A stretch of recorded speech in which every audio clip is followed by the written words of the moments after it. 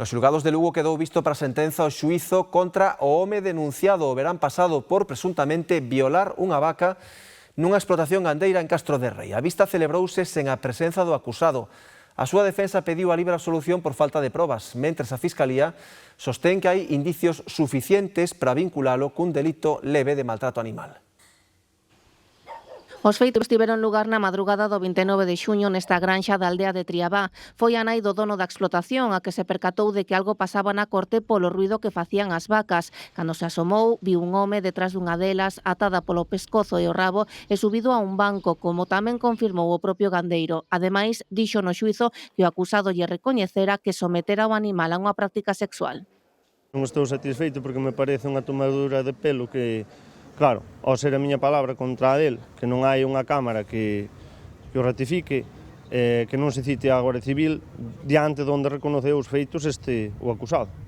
O acusado estaba de paso na zona porque traballaba nunha das atraccións das festas de San Pedro que se celebraban preto da granxa. O denunciante identificouno no propio campo da festa. Que había 3 guardias civiles, cando el dixo que sí, que fora verdad, porque eu xa sabía que cando mo dixo a min na casa, que non valía para nada. Entonces, cando me animei a poñer a denuncia, foi cando el reconoceu os feitos diante das autoridades, non? Porque sabía que esta persona iba a seguir andando polas festas e tratando con nenos pequenos.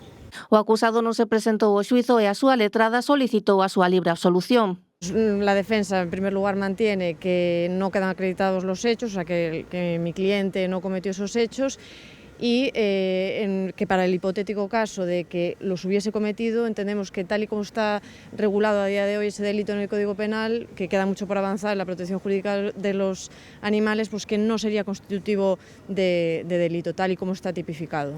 Pro Ministerio Público os feitos están acreditados coas declaracións do denunciante e a testemuña e sostén que hai indicios suficientes para condenar o acusado por un delito leve de maltrato animal, pero que solicita unha multa de 360 euros ou traballos en beneficio da comunidade, así como o pago das costas. O denunciante non pediu indemnización.